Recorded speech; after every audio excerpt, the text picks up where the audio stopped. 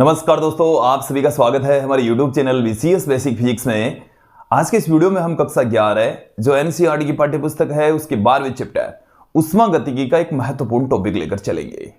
आज का जो हमारा टॉपिक है वह है रुद्धोष्म प्रक्रम, एडियाबैटिक प्रोसेस। इस वीडियो में हम बात करेंगे कि रुद्धोष्म प्रक्रम होता क्या है, इसके कुछ एग्जाम्पल्स की यहां पर चर्चा करेंगे। साथ में रुद्धोष्म प्रक्रम के तहत अवस्था समीकरण की चर्चा करेंगे। सूचक आरेख यहां पर आपके सामने रखने वाले हैं और अंत में हम बात करेंगे रुद्धोष्म प्रक्रम में किया गया कार्य। तो काफी महत्वपूर्ण वीडियो होने वाला है, थोड़ा सा बड़ा अवश्य होगा, बट रुद्धोष्म प्रक्रम के बारे में संपूर्ण जानकारी आज के इस वीडियो से आपको मिलने वाली है। अब इस वीडियो को स्टार्ट करते हैं। सबसे पहले हम बात करते हैं कि रुद्धोष्म प्रक्रम होता क्या है। तो देखिए विद्यार्थियों, ऐसा उष्मागतिक प्रक्रम जिसमें निकाय और प्रवेश के मध्य उष्मा का आदान प्रदान नहीं हो, रुद्धोष्म प्रक्रम कहलाता है। एक बार फिर से सुन लीजिए कि यदि निकाय और प्रवेश के मध्य यदि उष्मा का आदान प्रदान नहीं होता है तो उस प्रक्रम को हम रुद्धोष्म प्रक्रम कहेंगे। क्लियर? तो देखिए यहां पर मैं डेफिनेशन आपके सामने रख देता हूं कि ऐसा उष्मागतिक प्रक्रम, ऐसा उष्मागतिक प्रक्रम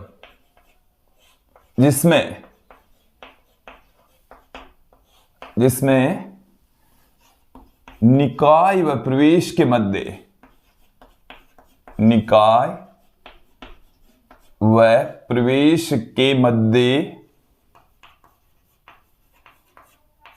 उष्मा का आदान प्रदान नहीं हो, उष्मा का आदान प्रदान नहीं हो, रुद्धोष्म प्रक्रम कहलाता है।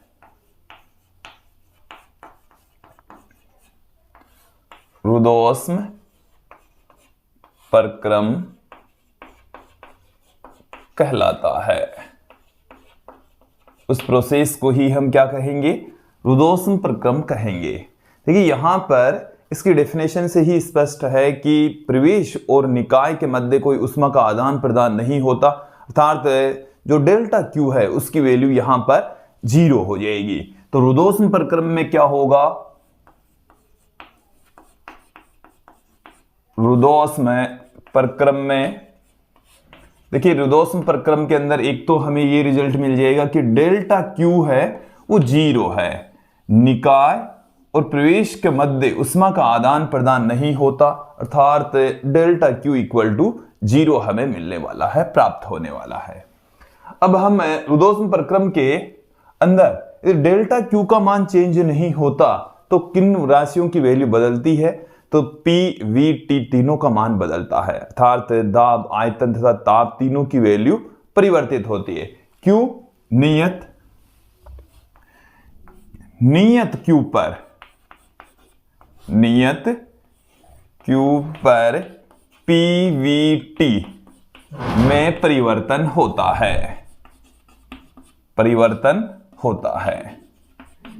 तो देखिए ऐसे कोई उष्मागतिक प्रक्रम हो सकते हैं क्या जिसमें उष्मा का आदान प्रदान नहीं हो? तो देखिए समझ लीजिए कि जैसे साइकिल के जो टायर होता है उसका एक अचानक से फटना, तो वो एक रुद्धोष्म प्रक्रम का उदाहरण है। इसके अलावा ध्वनि तरंगों का वायु या अन्य गैसों के अंदर संचरित होना, यह भी एक रुद्धोष्म प्रक्रम का उदाहरण है। या हम कोई ऐसा उष्मागतिक निकाय ले लें जिसकी दीवारें उष्मारोधी हो तथा उसमें अचानक से प्रसार या संपीड़न करवाया जाता है, तो उस प्रक्रम को हम रुद्धोष्म प्रक्रम कह सकते हैं।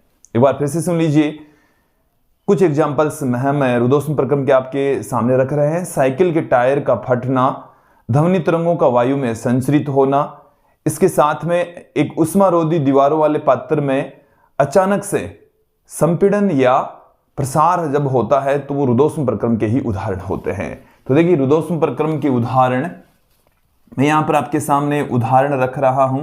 पहला उदाहरण आप देखेंगे, साइकिल के टायर का फटना।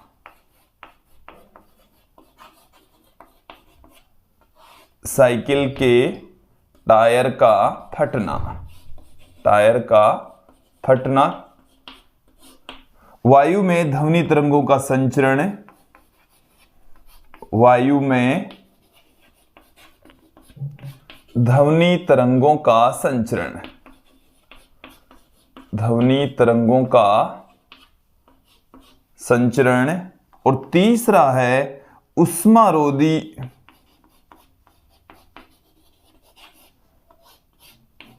दीवारों वाले पात्र में, दीवारों वाले पात्र में अचानक तेजी से प्रसार होना चाहिए, अचानक से प्रसार या संपीड़न होना, प्रसार या संपीड़न होना, प्रसार या संपीड़न होना। प्रसार हो सकता है, संपीड़न हो सकता है, तो उसको हम रुद्धोष्म प्रक्रम के एग्जाम्पल लेकर चलेंगे। अब देखिए रुद्धोष्म प्रक्रम के अंदर हमने आपको यह बता दिया है कि डेल्टा क्यू 0 के इक्वल होगा। डेल्टा क्यू किसके तुल्य होगा? 0 के बराबर होगा, अर्थात निकाय और प्रवेश के मध्य उष्मा का आदान प्रदान नहीं होता। तो क्या होगा इस स्थिति के अंदर? क्या हो जाएगा? उष्मागतिकी के प्रथम नियम से हम यहां पर देख लेते हैं। उष्मागतिकी के प्रथम नियम से, उष्मागतिकी के प्रथम नियम से, प्रथम नियम से देखिए उष्मागतिकी का पहला जो नियम है वो बताता है हमें डेल्टा क्यू बराबर D you plus delta W. ये हमें प्रदर्शित करता है, बताता है कि किसी उष्मागतिक निकाय को दी गई उष्मा उसकी आंतरिक ऊर्जा में वृद्धि कर देती है तथा शेष जो भाग है वो कार्य में रूपांतरित हो जाता है। ये हमने उष्मागतिकी के प्रथम नियम से देख लिया था। और रुद्धोष्म प्रक्रम के अंदर डेल्टा क्यू 0, रुद्धोष्म प्रक्रम के अंदर उष्मा का आदान प्रदान नहीं होता, तो डेल्टा क्यू यहां पर कितना आ जाएगा? 0 आ जाएगा। डेल्टा क्यू बराबर आ गया 0, तो हमें मिल जाएगा D you plus delta W बराबर 0। D you plus delta W बराबर हमें कितना मिल गया है? 0 मिल गया। तो यहां से हम डेल्टा डब्ल्यू बराबर माइनस में डी यू पुट कर सकते हैं। ये रिलेशन आ गया है उष्मागतिक प्रक्रम में। देखो इसका मतलब क्या है ये भी आप समझ लीजिए कि जब कार्य होता है तब आंतरिक ऊर्जा में कमी आ जाती है। जब प्रसार होगा, जब क्या होगा? प्रसार होगा।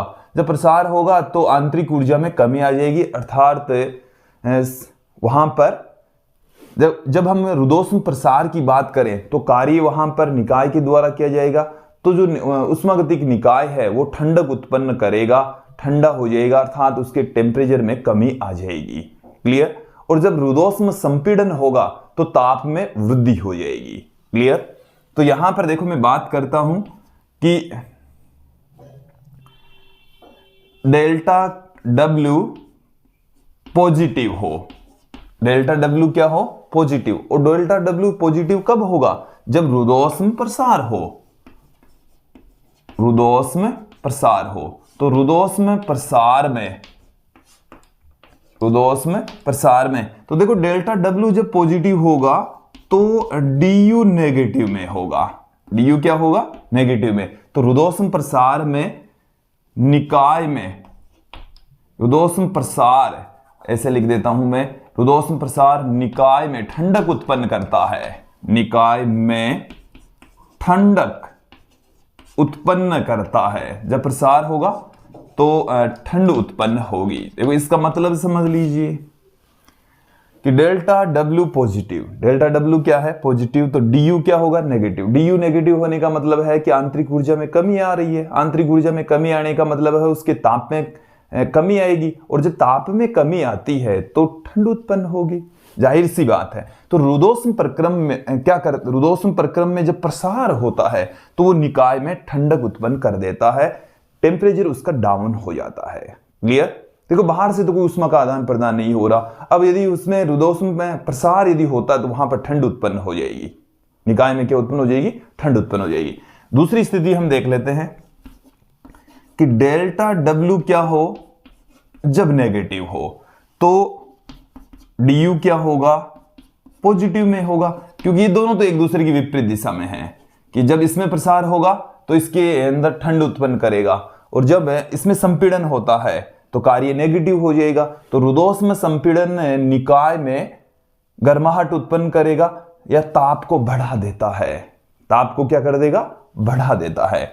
तो देखो यहां पर मैं पुट कर देता हूं कि रुद्धोष्म संपीड़न, रुद्धोष्म संपीड़न निकाय में ताप बढ़ा देता है, ताप बढ़ा देता है। क्लियर? तो रुद्धोष्म संपीड़न से निकाय का ताप बढ़ जाता है और रुद्धोष्म प्रसार से निकाय का ताप घट जाता है। तो ये रुद्धोष्म प्रक्रम से रिलेटेड कुछ महत्वपूर्ण बातें हमने आपके सामने रखी। अब हम यहां पर चर्चा करेंगे रुद्धोष्म प्रक्रम के लिए अवस्था समीकरण, रुद्धोष्म प्रक्रम के लिए अवस्था समीकरण। चलिए एक बार मैं इनको सबको हटा देता हूं। विद्यार्थियों अब यहां पर हम चर्चा करेंगे रुद्धोष्म प्रक्रम में अवस्था समीकरण, अर्थात जो उष्मागतिक चर है उनके मध्य आपस में क्या संबंध होता है। तो यहां पर हमने आपको बता ही दिया है कि दाब, ताप और आयतन तीनों ही परिवर्तित होते हैं, जबकि निकाय और प्रवेश के मध्य उष्मा का आदान प्रदान नहीं होता। तो उन्हीं को ध्यान में रखते हुए हम पीवीटी के मध्य आपस में संबंध स्थापित करेंगे, जिसको हम रुद्धोष्म प्रक्रम का अवस्था समीकरण कह सकते हैं। तो देखिए स्टार्ट करते हैं रुद्धोष्म प्रक्रम का अवस्था समीकरण। मैं यहां पर ज्यादा लैंग्वेज पुट नहीं कर रहा, जो काम की चीजें हैं वही मैं आपके सामने रख रहा हूं। उष्मागतिकी के प्रथम नियम से हम क्या जानते हैं, उष्मागतिकी के प्रथम नियम से, उष्मागतिकी का जो पहला नियम है उससे हमें एक मैथमेटिकल इक्वेशन प्राप्त होती है, delta Q equal to du plus delta w, ये हमें प्राप्त होती है। और रुद्धोष्म प्रक्रम के अंदर क्या हो जाएगा, रुद्धोष्म प्रक्रम में डेल्टा क्यू इक्वल टू 0, रुद्धोष्म प्रक्रम में डेल्टा क्यू इक्वल टू क्या हो जाएगा, 0 हो जाएगा। तो इसके साथ में आप और देखें, इसको मैं देता हूं इक्वेशन नंबर 1, इसे देता हूं इक्वेशन नंबर 2। फिर आप देखें स्थिर आयतन पर विशिष्ट उष्माधारिता, स्थिर आयतन पर मोलर उष्माधारिता, जो रिलेशन हम du के लिए फाइंड आउट करते हैं। तो देखिए स्थिर आयतन पर मोलर उष्माधारिता हम क्या जानते हैं, मोलर उष्माधारिता पहले पढ़ चुके हैं। क्या जानते हैं, हम जानते हैं कि CV बराबर, क्योंकि स्थिर आयतन के ऊपर देख रहे हैं 1/μ इंटू dq अपॉन में dt। और यहां से जब आयतन स्थिर होता है, तो कार्य 0 हो जाता है, जो dq है वो ही du के बराबर होता है। तो dq और du जब स्थिर आयतन की बात करेंगे तो दोनों बराबर होंगे, तो इसको हम इसमें पुट कर देंगे। देन हमें क्या मिल जाएगा, CV बराबर 1/μ du अपॉन में dt। और यहां से हम क्या लिख सकते हैं, du बराबर लिख सकते हैं μ CV dt। इसको हम दे देते हैं इक्वेशन नंबर 3, इसको हमने दे दिया है समीकरण 3। du बराबर हमें मिल चुका है μ CV dt। μ मोलों की संख्या, CV स्थिर आयतन के ऊपर मोलर उष्माधारिता और dt है ताप में अल्प परिवर्तन। तो निकाय के अंदर अल्प ताप में परिवर्तन होगा जब प्रसार होता है या संपीड़न होता है, क्योंकि रुद्धोष्म प्रक्रम की हम बात कर रहे हैं तो उसमें प्रसार और संपीड़न दोनों पॉसिबिलिटीज है। ठीक है, अब हम यहां पर कार्य को भी देख लेते हैं। तो देखिए कार्य को हम किस रूप में लिख सकते हैं, डेल्टा W बराबर P डेल्टा V जैसे अल्प परिवर्तन जब होता है तो इसको हम पी डीवी के रूप में भी पुट कर सकते हैं। तो समीकरण 2, 3 और 4 को हम उठाकर समीकरण 1 में पुट कर देंगे तो देखिए हमें क्या मिल जाएगा, समीकरण 2, 3 व 4 को समीकरण 1 में रखने पर, समीकरण 1 में रखने पर 2, 3 और 4 को हमने किस में पुट कर दिया, समीकरण 1 में। तो देखिए हमें क्या मिलेगा, डेल्टा क्यू तो यहां पर है 0, डेल्टा क्यू यहां पर कितना है 0, डी यू का जो मान है वो है mu CV D T, mu CV D T, फिर प्लस में डेल्टा डब्ल्यू का जो मान है वो है पी डीवी, पी डीवी। इसको मैं देता हूं इक्वेशन नंबर 5, समीकरण 5 हमने इसको दे दिया है। क्लियर। अब देखिए आदर्श गैस समीकरण से, आदर्श गैस समीकरण, आदर्श गैस समीकरण होती है पीवी बराबर म्यू आर टी, पीवी बराबर क्या होती है, म्यू आर टी होती है। इस इक्वेशन का हम अवकलन कर देंगे, का अवकलन करने पर हम यहां पर क्या कर रहे हैं, अवकलन कर रहे हैं, तो अवकलन करने पर हमें क्या मिल जाएगा, देखिए इन दोनों राशियों का हम अवकलन करते हैं। एक बार तो हम p को एज डी रख लेते हैं, v का कर देंगे तो dv, फिर प्लस में v को एज डी रख लेते हैं, p का कर देंगे तो dp बराबर। देखिए अवकलन करते समय यहां पर एक से अधिक चर है तो एक राशि को एज डी रखा, दूसरी का कर दिया v का करेंगे तो dv, फिर v को मैंने एज डी रखा, p का किया तो dp, फिर बराबर में म्यू आर, क्योंकि दोनों ही कांस्टेंट है, मोलों की संख्या और गैस स्थिरांक, तो इस dt, इस t का करेंगे तो वो हो जाएगा dt। क्लियर। यहां से हम इस dt का मान, dt बराबर हमारे पास में क्या आ जाएगा, म्यू आर का इसमें भाग लगा दीजिए तो p dv plus v dp upon में क्या आ गया, म्यू आर को इस पूरी इक्वेशन को हम किस में रख देंगे, समीकरण 5 में रखने पर, समीकरण 5 में रखने पर, समीकरण 5 के अंदर यदि इसको हम पुट कर दे तो हमें क्या मिलने वाला है, देखिए P dV plus mu CV, dt का जो मान है वो हमारे पास में कितना है, P dV plus V dP upon में म्यू R बराबर 0। ये हमें प्राप्त होने वाला है, मिलने वाला है। म्यू से यहां से म्यू कैंसिल हो जाएगा, म्यू से यहां पर म्यू क्या हो जाएगा, कैंसिल, और पूरी इक्वेशन को मैं आर से गुणा कर दूं तो ये हमें क्या मिल जाएगा, पी आर डीवी। देखो मैंने आर से गुणा किया तो ये आर कट जाएगा, म्यू से ये म्यू कट जाएगा, प्लस में ये क्या रह गया, CV P DV, C V ये पढ़ाई है, पी डीवी एच डी हो गया, सीवी वी डीपी बराबर क्या आ गया, 0 आ गया, इक्वल टू में क्या आ गया, 0 आ चुका है।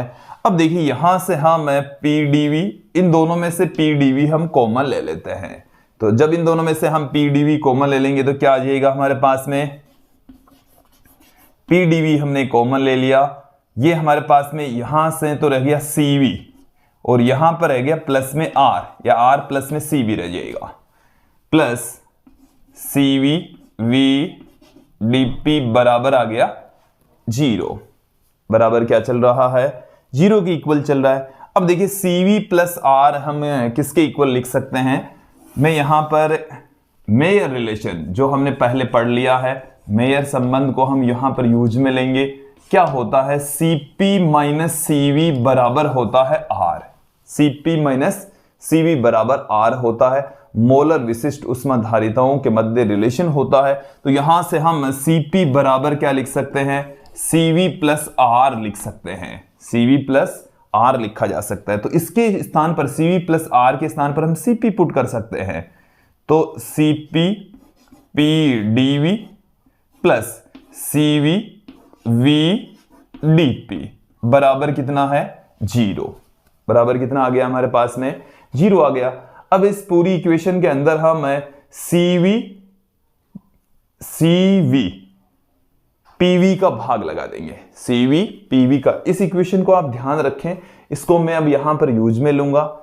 इस इक्वेशन के अंदर हम किसका भाग लगाएंगे? सीवी। चलिए मैं यहां पर रख देता हूं।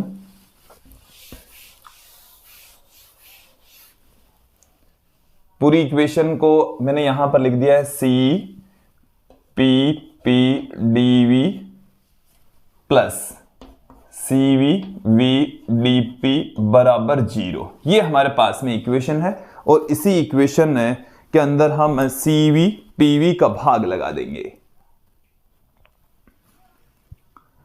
अब हम इस इक्वेशन के अंदर सी वी पी वी का भाग लगा देंगे। देन हमें क्या प्राप्त होगा? देखिए, उपरोक्त समीकरण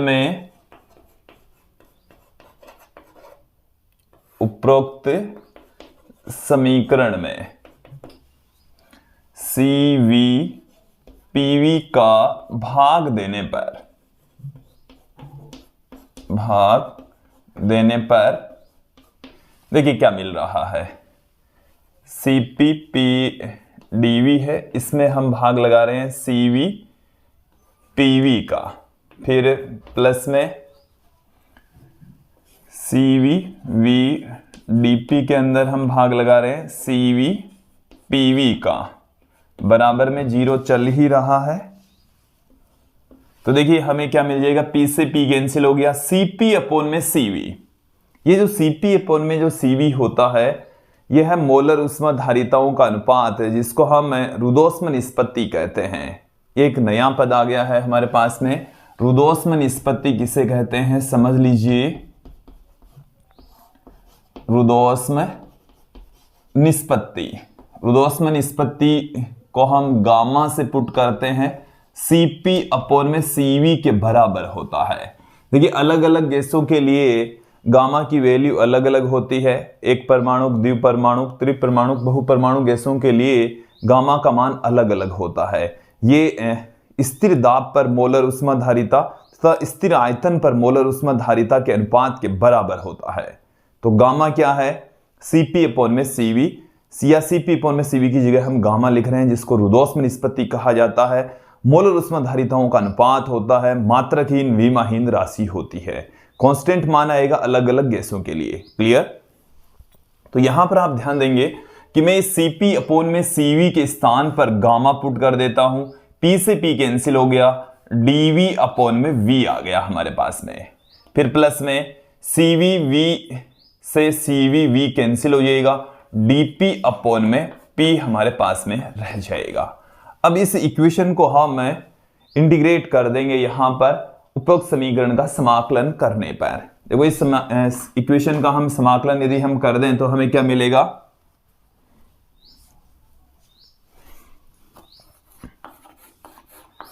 उपरोक्त समीकरण का समाकलन करने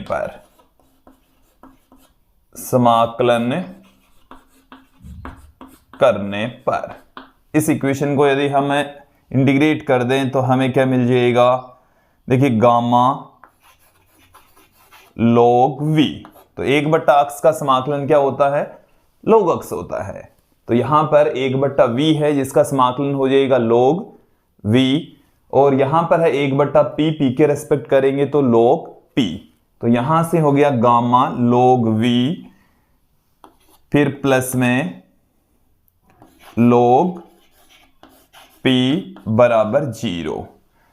देन यहां से आप देखेंगे हम इसको क्या लिख सकते हैं? ये जो गामा है वो हम इसके ऊपर लगा सकते हैं कि log के नियम कायदों के अकॉर्डिंग जो घात होती है उसको हम पहले लिख सकते हैं, या यहां पहले जो राशि है उसको हम घात में लिख सकते हैं। तो log v की घात आ गई हमारे पास में e, फिर प्लस में log p पढ़ाई है। अब यहां से इसको हम क्या लिख सकते हैं? log p v की घात गामा बराबर 0 लिख सकते हैं। यहां पर जोड़ में है तो इन दोनों को हम गुणा में लिख देंगे। तो हमें क्या मिल चुका है, ये रिलेशन तो आपको ध्यान में रखना ही है। हमें क्या प्राप्त हुआ है, log p v की घात गामा बराबर 0 प्राप्त हो गया है। log p v की घात गामा बराबर क्या प्राप्त हो गया है, 0 प्राप्त।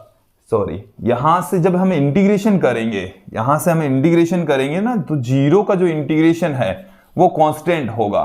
0 का इंटीग्रेशन क्या होगा, कांस्टेंट होगा। तो हर जगह यहां पर आपको कांस्टेंट लेकर चलना है। 0 का इंटीग्रेशन क्या हो गया, कांस्टेंट हो गया। तो यहां पर भी हमारे पास में है कांस्टेंट। क्लियर। अब देखो तो, अब यहां पर हम लेंगे एंटीलॉग, प्रतिलघु गुणक लेने पर, टेकिंग एंटीलॉग।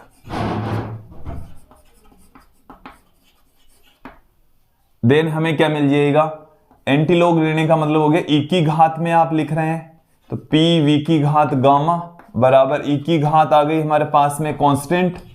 तो यहां से ये ई से लॉग तो कैंसिल हो जाएगा, पी वी की घात गामा बराबर ई की घात कांस्टेंट, ये फिर से कांस्टेंट होगा। ई की घात गामा भी क्या है, ई की घात कांस्टेंट भी कांस्टेंट है। तो पी वी की घात गामा बराबर हमें मिल चुका है कांस्टेंट, और यही कहलाता है रुदोष्म प्रक्रम के लिए अवस्था समीकरण। ये क्या है, रुदोष्म प्रक्रम के लिए अवस्था समीकरण कहलाता है। रुदोष्म प्रक्रम के लिए अवस्था समीकरण है। क्लियर। देखिए विद्यार्थियों, इस अवस्था समीकरण को हम दूसरी फॉर्म में भी पुट कर सकते हैं, दूसरे रूप में भी इसको रूपांतरित कर सकते हैं। तो पी वी की घात गामा बराबर कांस्टेंट आपको अच्छे से दिमाग में फिट रखना है। ये हम बार बार यूज में लेंगे, जब भी रुदोष्म प्रक्रम की बात आएगी, रुदोष्म समीकरण की बात आएगी, तो पी वी की घात गामा हमें ध्यान में रखना है, दिमाग में रखना है। ठीक है। अब मैं इसको दूसरी फॉर्म में पुट करता हूं। दूसरी फॉर्म में पुट करने के लिए हम आदर्श गैस समीकरण का प्रयोग करेंगे। आदर्श गैस समीकरण क्या होती है, पी वी बराबर होती है म्यू आर टी। तो देखो यहां से मैं इस पी का मान इसमें रख दूं, तो पी बराबर क्या होता है, यहां से म्यू आर टी बट्टे में वी को उपरोक्त समीकरण में रखने पर, उपरोक्त समीकरण में रखने पर क्या मिलेगा बताइए। यहां से पी का मान यदि मैं यहां पर रख दूं, तो म्यू आर टी बट्टे में वी इंटू में वी की घात गामा बराबर हमारे पास में है कांस्टेंट। देखो इसको समझो, टी की घात यहां पर 1, टी की घात कितनी है, 1 है। अब वी की घात कितनी है, यहां पर गामा, वी की घात क्या है, गामा। वी की घात बट्टे में 1, बट्टे में से ऊपर जाएगी तो इसकी घात हो जाएगी -1। तो टी वी की घात आ गई गामा -1। ये जो म्यू आर है इसको हम कांस्टेंट में भेज देंगे, क्योंकि म्यू आर आर दोनों कांस्टेंट है, कांस्टेंट के अंदर भाग लगा देंगे तो वो भी एक नया कांस्टेंट हो जाएगा। देन हमें क्या मिल गया है, एक नया रूप मिल गया है इसका, टी वी की घात गामा -1 इक्वल टू कांस्टेंट। ये भी रुदोष्म प्रक्रम के लिए अवस्था समीकरण है। टी वी की घात गामा -1 भी क्या है, एक रुदोष्म प्रक्रम के लिए अवस्था समीकरण ही है विद्यार्थियों। अब यहां पर देखें, इसको हम एक अन्य फॉर्म में भी पुट करेंगे। अन्य फॉर्म में पुट करने के लिए अब की बार हम v का मान यहां से लिखेंगे। किसका मान लिखने वाले हैं, v का मान पुट करने वाले हैं। तो v बराबर हम क्या लिख सकते हैं, यहां से देखिए v बराबर लिखा जा सकता है म्यू आर टी अपॉन में p। तो इसमें हम म्यू आर टी अपॉन में p पुट कर देंगे, तो p एज इट इज पड़ा है। v की जगह में क्या लिख दूं, म्यू आर टी अपॉन में p की घात गामा बराबर हमारे पास में है कांस्टेंट। बराबर क्या है, कांस्टेंट है। तो यहां से देखिए p की घात 1 और p की घात गामा, तो ऊपर जाएगी तो p की घात 1 माइनस गामा। म्यू r की घात जो गामा है उसको हम कांस्टेंट में भेज देंगे। t की घात गामा बराबर हमें मिल चुका है कांस्टेंट। बराबर हमें क्या मिल चुका है, कांस्टेंट। तो ये हमारे पास में एक अन्य अवस्था समीकरण आ गया है रुदोष्म प्रक्रम के लिए। तो रुदोष्म प्रक्रम के लिए हमने यहां पर 3 अवस्था समीकरण देखे हैं। पी वी की घात गामा बराबर कांस्टेंट, दूसरा जो अवस्था समीकरण टी v की घात गामा माइनस 1 बराबर कांस्टेंट, और तीसरा जो अवस्था समीकरण है p की घात 1 माइनस गामा t की घात गामा बराबर कांस्टेंट। तो ये हमारे पास में 3 अवस्था समीकरण है। आपको इस अवस्था समीकरण को अवश्य ही ध्यान में रखना, ये वाला ये बार बार यूज में आएगा। क्लियर? तो इसलिए इसको अच्छे से दिमाग में फिट रखिए ताकि आगे के वीडियोज में भी, आगे के टॉपिक्स में भी आपको समझने में सहायक हो सके, मदद मिल सके। अब विद्यार्थियों, ये तो थे रुदोष्म प्रक्रम के अंदर अवस्था समीकरण। अब यहां पर हम देखेंगे रुदोष्म प्रक्रम में किया गया उष्मागतिक कार्य। तो उष्मागतिक कार्य के लिए हम एक बार इसको साफ कर देते हैं, यहां से हटा देते हैं इन सब। विद्यार्थियों, अब हम यहां पर चर्चा करेंगे रुदोष्म प्रक्रम में किए गए कार्य की। तो देखिए, हम यहां पर कंसीडर कर लेते हैं कि जो निकाय है वो प्रारंभ में रुदोष्म प्रक्रम में किया गया कार्य, और जो निकाय है उसकी प्रारंभिक स्थिति, प्रारंभ में उसका जो प्रेशर है वो P1, वॉल्यूम है वो V1, और जो टेम्परेचर है वो T1 है, और अंतिम जो स्थिति है वो P2, V2, T2 में पहुंच जाता है। P1, V1, T1 से P2, V2, T2 में पहुंच जाता है। क्लियर? तो इस स्थिति में हम देखेंगे कार्य कि जब P1, V1, T1 से निकाय P2, V2, T2 में जाता है तब रुदोष्म प्रक्रम के तहत कितना कार्य करना पड़ता है। ठीक है। उष्मागतिक कार्य, उष्मागतिक कार्य का फॉर्मूला हम पढ़ चुके हैं, पिछले वीडियो में देख चुके हैं। उष्मागतिक कार्य W बराबर होता है V1 से लेकर V2 तक इंटीग्रेशन P dV। यहां पर जो आयतन है वो V1 से लेकर V2 तक चेंज हो रहा है, V1 से लेकर V2 तक P dV, ये हमने व्यापक फॉर्मूला कार्य का पुट कर दिया है। अब देखिए, रुदोष्म अवस्था समीकरण से हम क्या जानते हैं? रुदोष्म अवस्था समीकरण इसी वीडियो में हमने देखा है। रुदोष्म अवस्था समीकरण V की घात गामा बराबर होता है कांस्टेंट, बराबर क्या होता है? कांस्टेंट। और उस कांस्टेंट को मैं यहां पर कैसे लिख रहा हूं, उस कांस्टेंट को हम किससे पुट कर रहे हैं, कैसे पुट कर रहे हैं। क्लियर? तो देखिए क्या आ गया हमारे पास में, P की जगह में क्या लिख सकता हूं, P बराबर K बट्टे में V की घात गामा को उपरोक्त समीकरण में रखने पर, V की घात गामा इधर बट्टे में आ जाएगी K, तो P बराबर आ गया K बट्टे में V की घात गामा को उपरोक्त समीकरण में रखने पर, समीकरण में रखने पर। क्लियर? तो यहां से जो P का मान है उठाकर हम W में पुट कर देंगे तो हमें क्या मिल जाएगा, W is equal to integration V1 से V2 K बट्टे में V की घात गामा dV। K कांस्टेंट है, इसको हम इंटीग्रेशन से बाहर पुट कर देंगे। इंटीग्रेशन के अंदर क्या रह गया, V की घात गामा जब बट्टे से ऊपर जाएगी तो V की घात माइनस गामा हो जाएगी, V की घात माइनस गामा। अब इसे V की घात माइनस गामा का हम इंटीग्रेशन करेंगे, देन हमें क्या मिल जाएगा, W is equal to K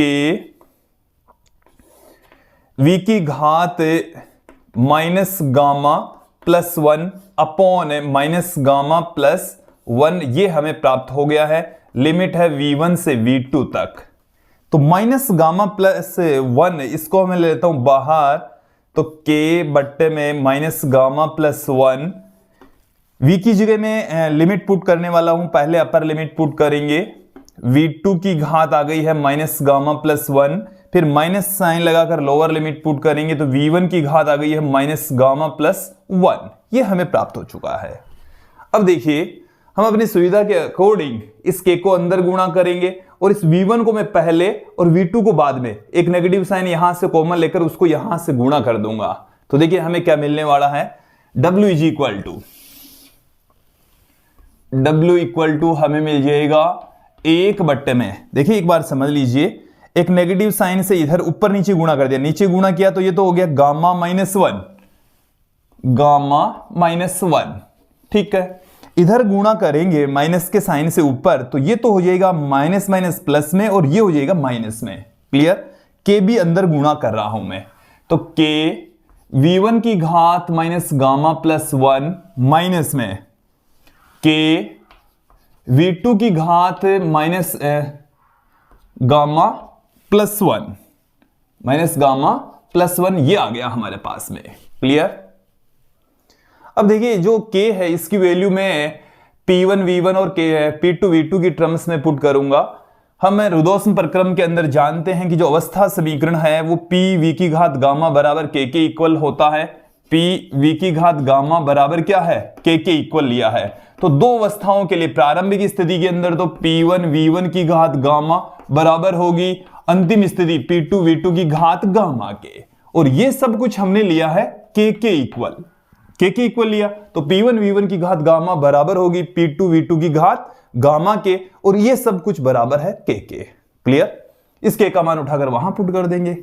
then W equal to क्या प्राप्त हो जाएगा? 1 upon gamma minus 1 P1 V1 की घात minus gamma plus 1 minus P2 V2 की घात minus gamma plus 1। Then W is equal to क्या प्राप्त हो रहा है?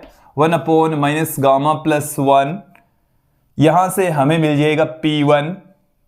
देखिए इस V1 की घात यहां पर गामा है, V2 की घात भी यहां पर गामा है, तो यहां से कट पिट कर P1 V1, देखो minus gamma plus gamma cut जाएगा तो यहां पर V1 की घात रह गई है 1, तो P1 V1 फिर माइनस में P2 V2 रह जाएगा। क्लियर? ये हमें मिल चुका है। अब इसके पश्चात देखिए आदर्श गैस समीकरण से, आदर्श गैस समीकरण क्या कहती है? आदर्श गैस समीकरण हमें कहती है PV बराबर म्यू RT, PV बराबर म्यू RT हमें कहती है। तो प्रारंभिक स्थिति में P1 V1 बराबर तो आ गया म्यू RT1, और अंतिम स्थिति में आ गया P2 V2 बराबर mu RT2। Clear? Then in दोनों की वैल्यू यहां पर हम पुट कर देंगे, तो W बराबर क्या आ गया? 1 upon gamma minus 1, P1 V1 की जगह हम लिख देंगे म्यू RT1, P2 V2 की जगह हम लिख देंगे म्यू RT2। दोनों में से म्यू R कॉमन आ रहा है, तो कॉमन आ रहा है तो W इज इक्वल टू आ गया म्यू R बट्टे में gamma minus 1 T1 minus T2। ये आ चुका है हमारे पास में रुदोष्म प्रक्रम में किया गया कार्य। रुदोष्म प्रक्रम के तहत किए गए कार्य का व्यंजक हमें प्राप्त हो चुका है। अब हम थोड़ी सी तुलना कर लेते हैं सूचक आरेख की। सूचक आरेख की समतापीय प्रक्रम के सूचक आरेख से यहां पर हम तुलना कर लेते हैं, थोड़ा सा देख लेते हैं। ये तो यहां तक तो विद्यार्थियों आपको समझ में आ गया होगा। अब देखिए थोड़ा सा हम सूचक आरेख भी यहां पर हम देखने वाले हैं।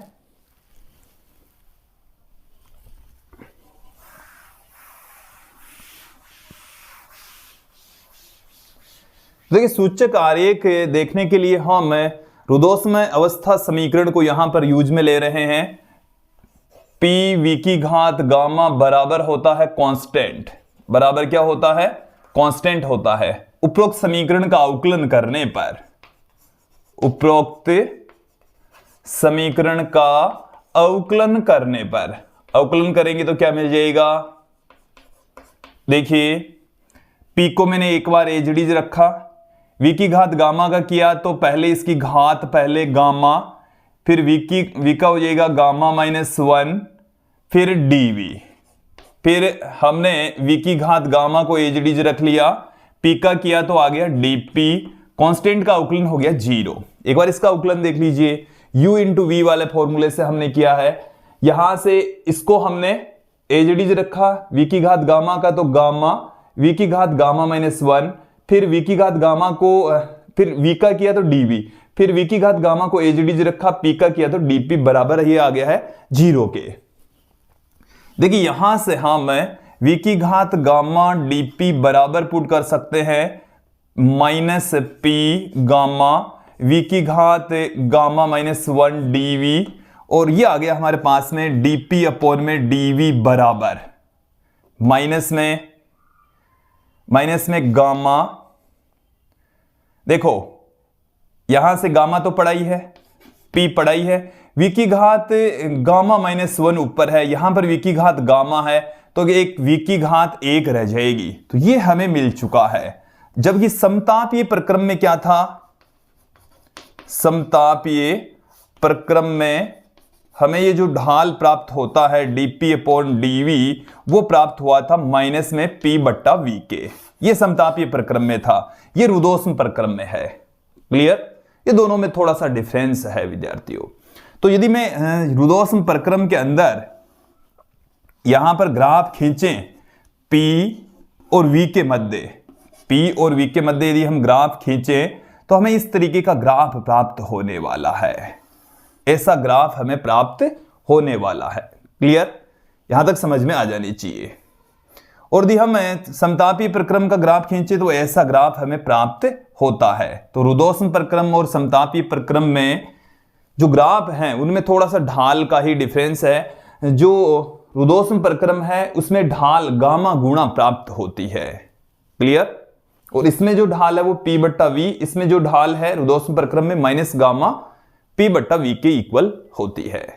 तो विद्यार्थी ये था आज का हमारा वीडियो जिसमें आपने रुदोष्म प्रक्रम के बारे में संपूर्ण जानकारी ली है। विद्यार्थी यदि आप हमारे YouTube चैनल पर नए हैं तो चैनल को सब्सक्राइब कीजिए, साथ में बेल आइकन भी दबा दीजिए ताकि आपको आगे की वीडियोज की नोटिफिकेशन मिले। यदि हमारा ये जो वीडियो है, हमारा चैनल आपको पसंद आया हो तो अपने फ्रेंड्स के साथ में, क्लासमेट्स के साथ में भी अधिक से अधिक शेयर करें। अगला जो हमारा वीडियो होगा वो कक्षा 11 से रिलेटेड, वो हम बात करेंगे चक्रीय प्रक्रम, उत्क्रमणीय तथा अनुत्क्रमणीय प्रक्रमों के बारे में। आज के लिए इतना ही। धन्यवाद दोस्तों।